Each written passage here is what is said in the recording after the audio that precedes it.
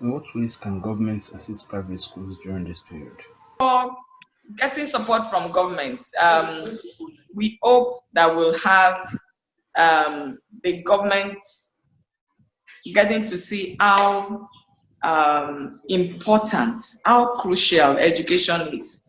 I do mention everywhere that I have opportunity to speak like this, that there are three critical sectors in any nation for the nation to thrive. One is education, the other is health, and then the third is agriculture. If you have those three, I mean, quality education will make us to build good roads, will make us to stop corruption, will make us to deal with all the other, put structure in place and all of that. And you see, education is critical in all of that. Our government, it's been a bit of a challenge.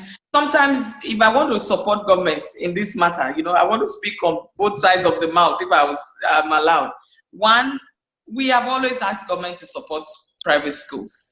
And it's always been like, you're private, you're on your own. Whereas in other climes, private schools get grants because we are supporting government to do what they really couldn't do. That's the truth. But the truth is, we also need to understand the times we're in. As much as possible, we know that the economic situation across the world is not so palatable. So many, even the governments of Nigeria in different states are finding it difficult to pay staff salaries. But that is not to say those monies that are voted for palliative should not be used to go around every sector as we speak. Because if they don't do that, the people in private sectors, in private schools, and are also citizens of Nigeria. As I mentioned in one interview that I granted recently, in FCT, I am sure that 6,000 teachers are going to lose their job this period. I am sure of that. I am sure. Not that I'm calculating whether it will or it will be more. Minimally, 6,000 teachers will lose their job due to the COVID-19. But you see, one of the challenges, as somebody mentioned when I came in, is some schools have not even paid April salaries. So asking them to go and prepare for COVID, post-COVID resumption, is a tall order for them to buy all the, put this in place, put that in place, buy the PPE and all of that. But we know that this still comes to the table of the government. The government can do a lot more. If this palliative they are sharing around is well coordinated, I'm sure that it will go around everybody. It may not be sufficient, but it will go around everybody, all the different sectors, education particularly, knowing that we don't deal with, a lot more problems on our hands as time goes on. But we keep praying for those in the leadership positions that they will see this and they will actually get to support. Some of the support may not even be in giving us money. It may be, okay, all schools, whether public or private, we are supplying hand sanitizers. We are putting up these wash and basin in all schools to make sure that you are ready to resume and all of that. The government can assist private schools by ensuring that all these tax that they do collect from us, they can do the best for us by giving us a leave for this year, for the entire year. So just give us a leave of them. I think that will, do. Then equally, as they are giving palliative, our teachers too should be targeted. They need to, the major problem of Nigeria is we don't have data. Like Adibin, there is data now, which they can even use this time as an opportunity to get some of these data of the teachers in the private schools. If they can do that, this palliative too can equally be extended to some of them. So all this one will go a long way to give some relief to the school and the teachers. Ms. Iganya Okemi, one of the participants here, is asking that why don't governments recognize the contribution of private schools to education? How can various associations of private schools change this narrative? Like I said, it's a national challenge. Well, until we see education as I know sometimes some people will say, okay, maybe because you are in the education sector, that's why you're always speaking for education. But let's look at countries that are surviving, that are succeeding, that are, forward-looking, forward-moving and all of that. They do not joke with their education system and the quality, to the point that they support private educators, private schools.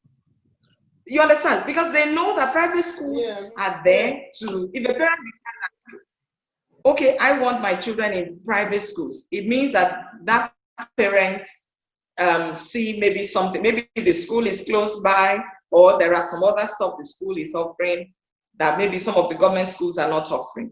I wish we have all our public schools functional and effective as it was when I was in school, because I never went to private school all my life. I went to public school all through.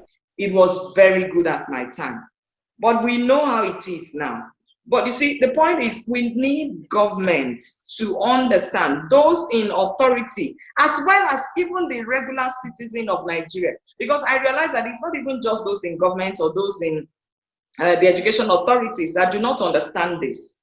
Until we understand that education is critical, is pivotal to the development of Nigeria, we will just keep going forth and back and forth and back and forth and back, so that we see education as where to invest money in as a nation.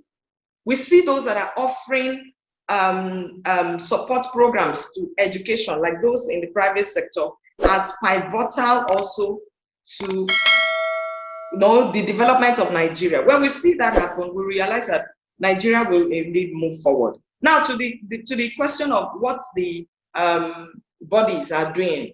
For example, NAPS, we have other bodies, but the umbrella body NAPS, what we are doing.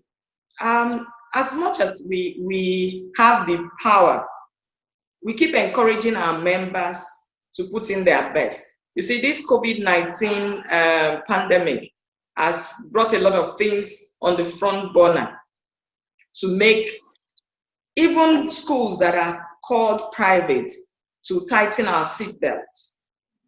I know some will say, oh, we are in the village. Even our fees is just 2,000 per term. Like I do tell people, some believe like, Abuja, private FCT, the private schools there are enjoying. You don't know what we go through. There are times that, some of us are asked to pay taxes in multiples anyway, because one agent of government is asking for this same tax, in different names and all of that.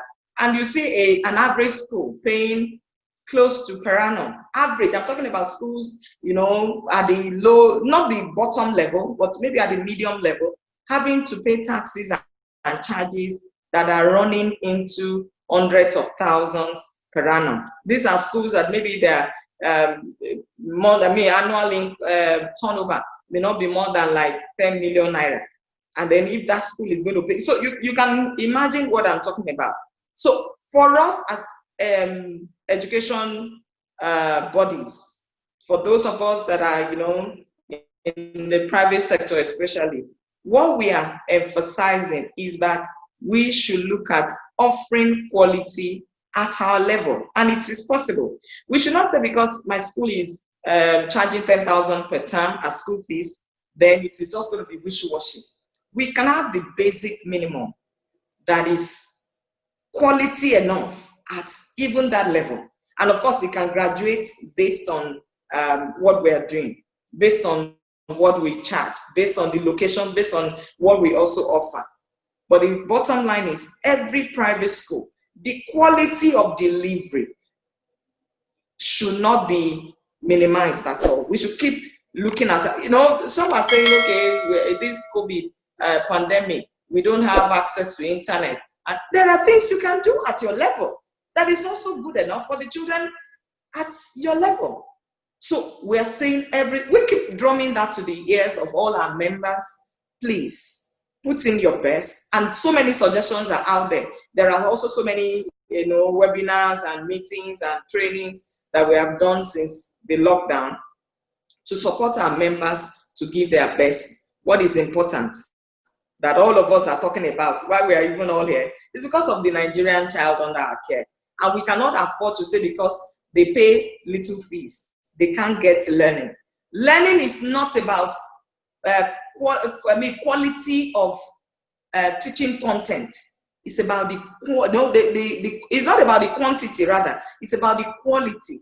Are these children learning what is going to make them become innovators? Those that are going to bring quality leadership to Nigeria, those that are going to bring and implement quality policies that we advance our nation and our own lives as we go on. These are the things that we keep bringing to bear. And, to a large extent, we are seeing so many of our members coming to understand. Some are also still asking questions. Oh, please support me. And then support and collaboration is key too. Support the next school to you. Because that child may be the next president of Nigeria. And if you don't support to give quality, to help that school bring quality to that child, you're going to eat the fruit of your labor. And I know God will help us in this country to raise leaders who are going to do the best for all of us in this nation. There are private schools and there are private schools. Many of the schools best referred to as low-cost schools are unregistered. What roles can governments play to assist them during this period? Whatever rule the government is going to set must, consider the low-income schools, because they are very much in the majority. And if the rule affects them, then it's going to actually affect the number out-of-school children in the states. So they need to be have a very good consideration for them. And majorly considering them is, we need to provide them with fund, material, and even encouragement, a word of encouragement, a lot of them, training and the rest. You find out that mostly when they train teachers, it's always the public school teachers that we do train. And these public school teachers we are training, they are taking care of 30-40% of the entire students in the state. So the private school teachers we are neglecting, considering in our training program is not the best. So this COVID-19 has actually, as we said, that is opening, our eye into so many things that we don't bother about before. One of it is the training aspect of our teachers. Government need to actually get everybody trained on anything that has to do with COVID-19 without any attachments. It won't be because it is private schools, we have to pay for the training. Let it be one of the few things that the private schools are going to benefit from government. Let the training of anything that has to do with COVID-19 as related to education, let it be free for all. Okay. The consciousness is there for everybody now that technology is key to educating our pupils now by everybody. But we are in the level of our capacity varies. We know that capability of the low-income school is as if the name we have given to them, low-income school. So their capacity is equally low. So by being low, but yes, their capacity is actually very low. By being low now, government has to boost it. Government should realize that education is very central to our development. So whoever is a participant in educating of pupils government should have very good interest in them. We should not look at private school as being in business on their own business. No. What they are doing to us is our job, is the job of government. So in the light of that, now they should know that they need to support these people. Like let's look at agriculture now. There are so many funds that is available to those who are in agri. So many funds. Okay. Some of them are free. So many grants are there for those who are in agri. If you want to believe food is very special, it's good. Are you saying that we can equate education with food? If not even greater. So if we can give grants to agri, why not? What stops us from giving grants to schools to operate? What stops us from giving grants to schools to operate?